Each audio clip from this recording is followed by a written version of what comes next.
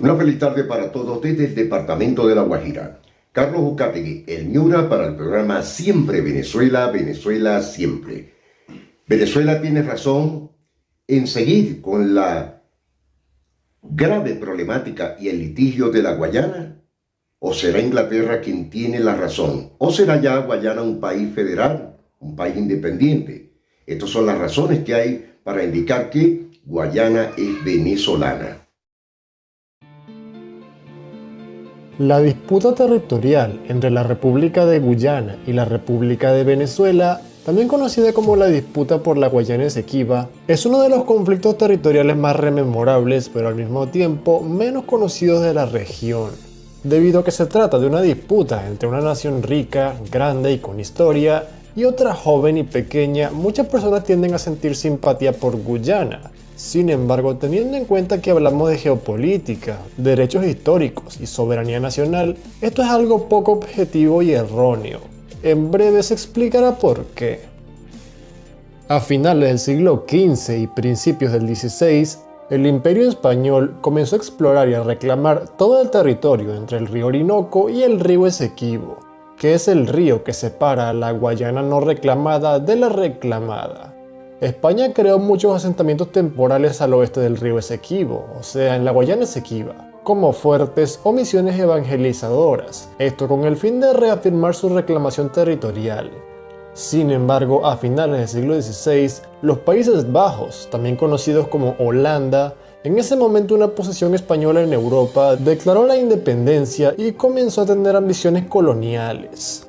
Los holandeses fundaron muchas colonias al este del río Esequibo. También intentaron colonizar el oeste de este río, pero como ya mencionamos, este territorio estaba reclamado y poblado por España, por lo que todos sus intentos fueron frustrados. En 1648, España y Holanda firmaron un tratado de paz en donde acordaron respetar mutuamente los territorios reclamados y colonizados entre ellos. En ese momento, todo el territorio al oeste del río Esequibo estaba controlado por España. Sin embargo, en los años siguientes, en los siglos XVI, XVII, XVIII, la presencia española al oeste del Esequibo se debilitó y los colonos holandeses comenzaron a sigilosamente asentarse en la costa oeste. Esto representó una violación al Tratado de Münster, pero como el Imperio Español en ese momento estaba ya en decadencia, no afrontó directamente a los holandeses por esto.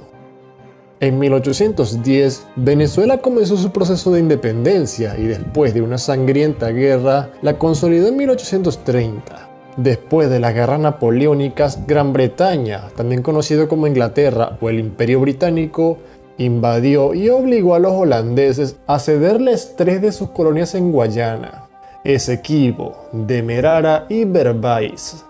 Los británicos unificaron estas 3 colonias en una sola, llamada la Guayana Inglesa o Británica.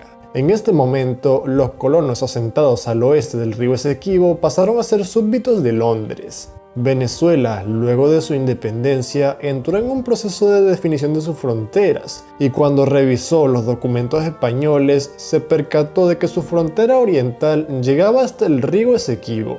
Los británicos en un principio admitieron que, a pesar de que tenían colonos al oeste del Esequibo, este territorio por derecho le correspondía a Venezuela. Sin embargo, los británicos, tomando en cuenta el potencial económico de la región, rechazó con carácter ambiguo las propuestas venezolanas de fijar fronteras. En los años siguientes, los británicos comenzaron a deliberadamente modificar la frontera de sus reclamaciones. Comenzaron a realizar exploraciones y crear asentamientos temporales en el Cabo Barima y en el interior del río Caroní, invadiendo no solo territorio venezolano, sino también territorio brasileño. En 1841, el Imperio Británico publicó la línea Schomburg, una cartografía de su Guayana británica en donde incorporaban una enorme porción de territorio venezolano que nunca estuvo en disputa.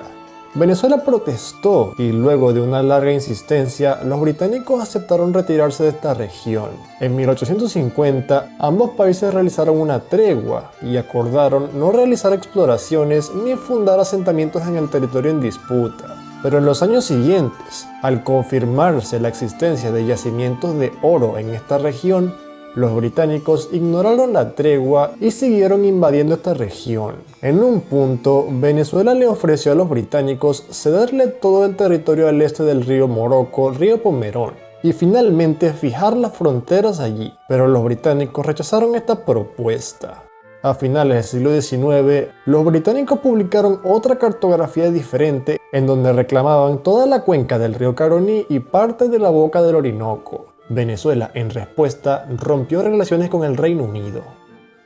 En 1895, el conflicto llegó a su punto máximo, cuando la policía británica invadió territorio venezolano y el ejército los combatió y los capturó, produciéndose el incidente del Cuyuní. Ocurrió una crisis entre Venezuela y el Reino Unido, pero como los venezolanos, conscientes de que no tenían ninguna oportunidad en una guerra contra el Imperio Británico, solicitaron intervención estadounidense.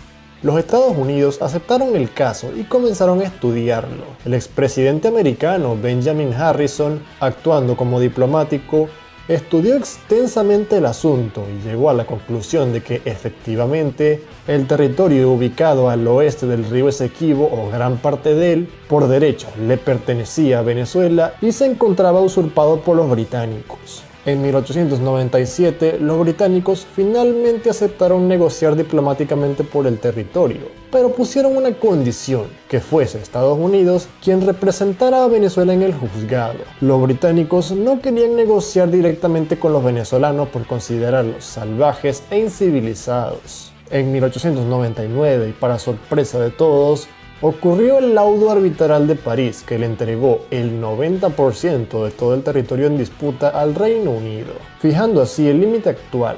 Estados Unidos, Venezuela, Brasil, Francia y muchas otras entidades se sorprendieron por este resultado tan poco objetivo.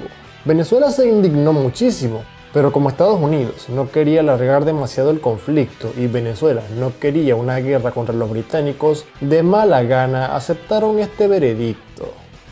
La situación no terminó así, por supuesto. 50 años después, en 1949, fue publicado en Estados Unidos una carta de Severo Mayet Prevost, uno de los diplomáticos estadounidenses que representaron a Venezuela en el laudo arbitral de París. Esta carta reveló muchísimas cosas hasta entonces desconocidas y que resolvieron la duda de por qué dicho veredicto fue tan irrealista y poco objetivo. En dicha carta, Mayet Prevost reveló que los diplomáticos británicos y el juez del laudo, en ruso, Fyodor Martens, ya se habían reunido en privado con antelación y que durante el juzgado no se comportaron como diplomáticos imparciales. El juez no actuó de manera imparcial, no revisaron para nada la evidencia venezolana, no tomaron en cuenta principios del derecho internacional y que simplemente se pusieron de acuerdo para dictaminar un veredicto favorable al Imperio Británico. Venezuela, a partir de este momento, reasumió su reclamación territorial y entre 1962 y 1970, Venezuela y el Reino Unido, quien después le otorgó la independencia a Guyana, llegaron a un acuerdo en donde el laudo arbitral de París fue declarado nulo y ambos países se comprometieron a buscar una solución satisfactoria para ambas partes de manera pacífica.